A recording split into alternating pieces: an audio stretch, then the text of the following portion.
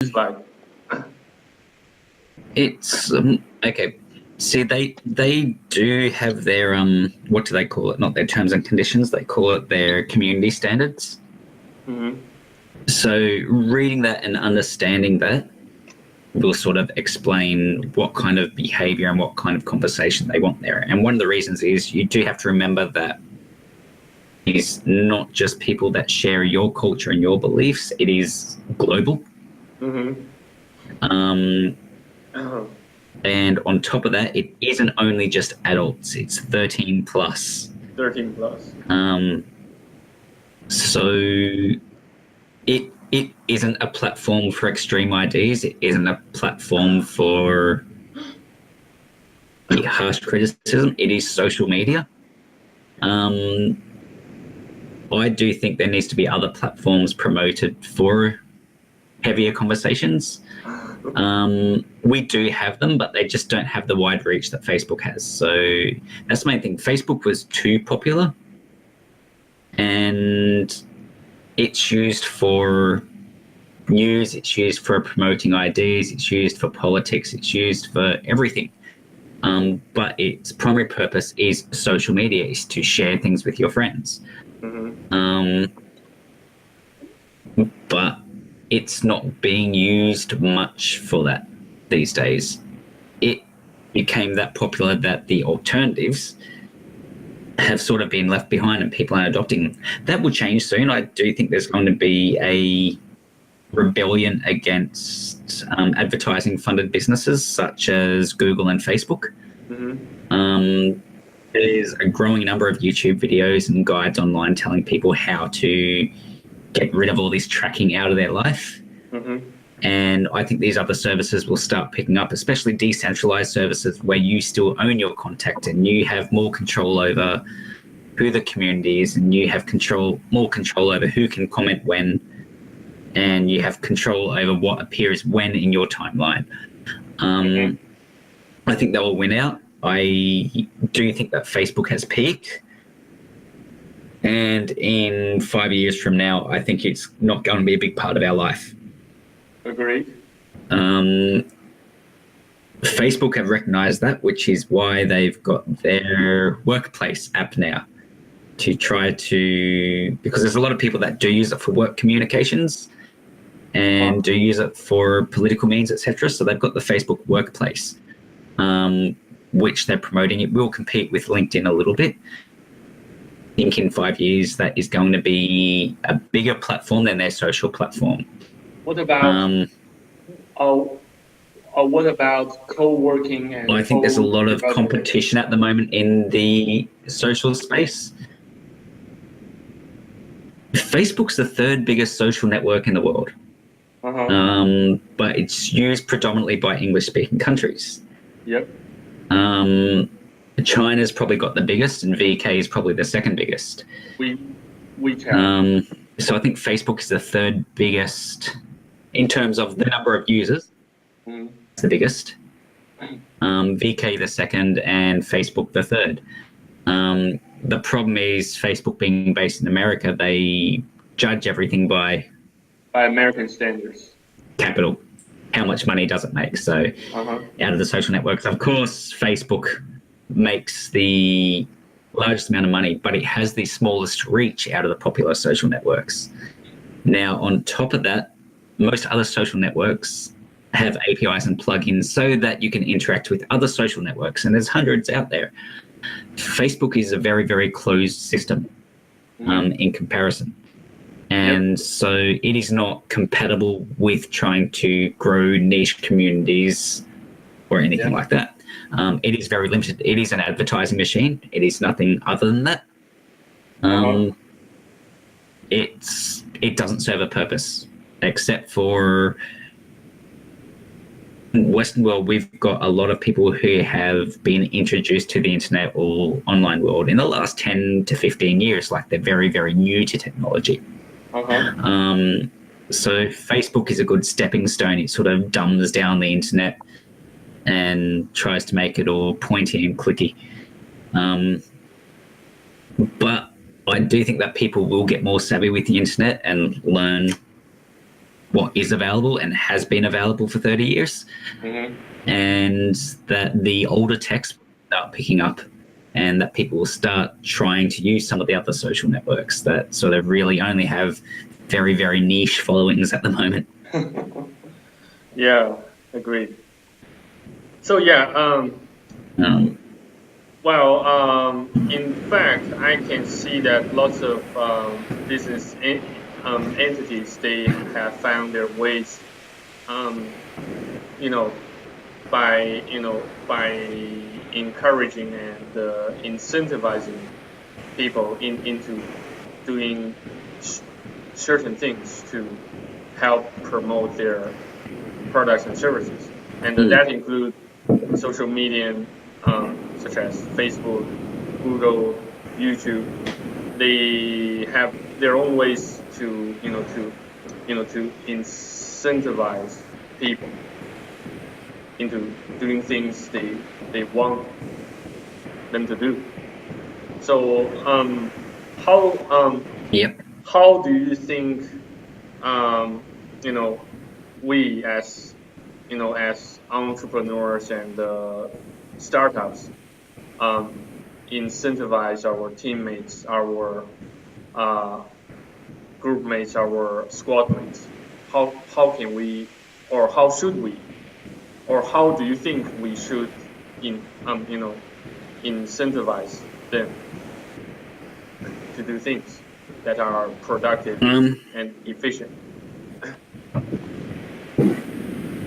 Look, social enterprise has really taken off, and social enterprise is about doing some good for the community and using that good to really engage your community and build a loyal base. And when you interact with people that way, they do a lot of promotion for you. Word of mouth is very, very powerful. And they use social media to spread that word of mouth, and it's quite amazing. Now, if you aren't in social enterprise and you are your corporate big business, the only way you can get that following is to create hype, and hype is normally achieved through some kind of marketing campaign, which normally involves false likes and things like that. It's really shady business. So it is a way of getting your brand awareness out there, but it does work against you because you are a corporation, you are a money machine, so you don't have that loyalty from your customers. So while they might be sharing your stuff and talking good about you, they're the only tie that they have with you is a commercial one. You don't resonate with them on any other level. So the second that you screw up, that entire social media presence is going to work against you. Everyone's going to know about your screw up. You'll see it through your reviews really, really quickly. I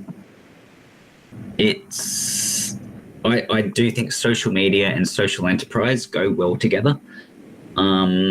Corporations and social media, not so much. Yeah. What about now with trying to reach people? You've got social media and YouTube, but there's a lot of other options out there, and I do think you need to spread out across all of them so you reach a lot of different markets. Now, for example, YouTube has for video content. YouTube in the Western markets has probably the widest reach. There are some downsides. So being Google, there is the tracking issue. There are a number of issues with using YouTube, and especially now that advertising revenue is being cut considerably for a lot of content providers, content creators. There's some issues there.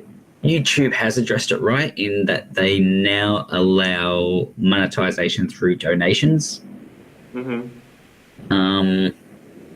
So I do think they have addressed that issue right. I think they realized everyone was using ad blockers anyway. However, I don't think they're going away, but I also do think that a lot of people don't want to be tracked and will look at competing platforms. There's a lot of great video platforms out there that have different strengths. Um, YouTube is one of the most efficient because it is backed by Google Tech and Google's own video codecs. I don't think anyone can compete with that at the moment. But YouTube, I think he's failing at building communities. You'll see in commentary, YouTube comments, like the vast majority will be highly negative and highly critical. On any video.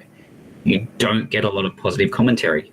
And we don't get lots of neutral ones. The internet neutrality is losing its place on social media. Yeah. Very losing true. Internet neutrality here. Well, I do think that there needs to be some engineering done on the commentary side. While I love anonymity, people being able to hide their identity, I think attaching a real identity to social media will clean up people's behavior a lot more. People are hiding behind fake names. Maybe not necessarily that you have to display your real name, but if there's, as long as Google knows it and there's some legal recourse if someone does do the wrong thing, I do think it will clean up the industry a lot. There might be room for a section of YouTube where people use their real identities and a section where certain personalities have pseudonyms or other identities also. I think segregating that to a degree will clean it up. Though I'm a fan of the old internet, the days of the Wild West, where anything went, but things were very self-regulating back then. If you went in and started throwing words around in a community, you'd be out of that community really quickly. You'll find that you won't be able to log on to that community and you've got to go find another one. Or if you really go on ruffle feathers, your computer won't boot. But the internet's a lot cleaner than back in those days. It was, really, really the Wild West. Hacking was rampant. Banning was rampant. It's hard to get banned from a service these days because about money. So they don't want to ban people because that's the loss of revenue. But back in the early days of the internet, it was so easy to get a lifetime ban from a service. They didn't care. People were a lot better behaved back then. And if they did say the wrong thing, they would often apologize. So I think this focus on revenue has really made services too forgiving. And by having services too forgiving, it means that everyone ends up on one service, and it doesn't matter what their beliefs are or their ideology or what they're trying to achieve out of life, or if they're a good person or a shit person, whether what they're saying is what they really believe or if they're just trolling or trying to cause trouble, or it doesn't matter. All those people are now on one platform together. It's sort of, it has created an issue, and this is where we do need a lot more alternatives with our platforms so that we can create more unified communities around certain issues. Like both YouTube and Facebook is just everyone lumped in together. Agreed. That just makes it a free-for-all. It really, really doesn't work. So you think from a capital perspective, it's good, but from the platform actually working and having a purpose, no, it doesn't work. Shit. So it doesn't have a purpose in particular if we just allow more shitty people to register and participate in commentaries in giving their opinions, and they will just behave like barbarians and become very very inconsiderate, right? Look, I think, how to explain this? Look, I'm all up for people challenging ideas and having a conversation, and I don't want to block someone's opinion. What I do say is I think there's a place for certain conversations, but we don't have the mechanism for creating separate places. So, for example, if I'm on a YouTube video and this is the thing, and this is where YouTube has failed, in that the emphasis is now on the comments. YouTube, when they first came out, they really, really promoted the video reply. So if someone makes a video and you want to challenge what they're saying in the video or respond to it in any way, you have a video reply and you challenge it that way. And that was a very, very healthy way to create debate. It's good. That whole thing is gone now. It doesn't exist. So everything's fought out in the commentary. But what that means is that you're trying to make some pretty complex arguments in a very, very small space. And you're going to have a lot of people respond to that aren't necessarily educated in that area or knowledgeable, like they're not informed or misinformed. And there is no check on YouTube. And the conversations get very unpleasant very, very quickly. And I'll tell you, I get engaged in that a lot. What we do need is a mechanism to challenge or respond to a video, an idea, whether that's through a video response or to have a challenge section where people can go, okay, this is challenged, I can click on it. It takes me to a new section of YouTube where we have this debate and discussion. We can create the sides and the different arguments and look at fact checking and trying to bring in other things. That will not make money. What makes money is video views. So that's why that hasn't happened and why that won't happen. And which is why I think other video platforms will get a better following. And what will end up on YouTube is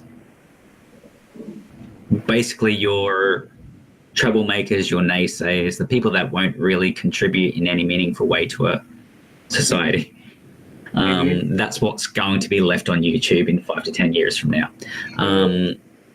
Facebook's gone that way. A lot of people who did have meaningful contributions, like they would make original content, they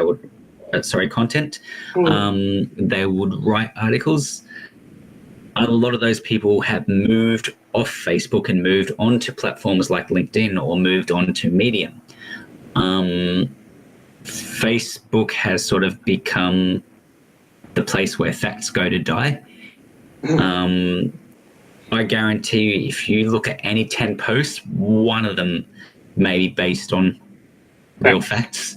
Yeah. The rest are just utter bullshit. Bullshit. Yep, it's either... and I do think that's going to be the death of Facebook. And it is recognised by even Zuckerberg. I do think the action's too late. I think while you're trying to focus on maximising ad revenue, you can't fix it. And that is the issue. There is a way of no return. And now, Mark Zuckerberg's company, Facebook, will become redundant. I don't think Facebook can fix it, because with Facebook, we are not the customer, we are the product. With YouTube, that was similar, but they've pivoted recently, and I think they've addressed it in a way that Facebook can't. YouTube has got into enabling transactions and funding, and I actually haven't looked into it, but I'm assuming they're taking a cut of that, and I do think that's where their revenue is going to come from. That could be an entire paradigm shift for all of Google. I would love to see that happen, because I think relying on advertising is what has created the Google that we know today, that a lot of people do not respect. So they may be onto something. I don't think Facebook can be fixed. I think dividing it into different communities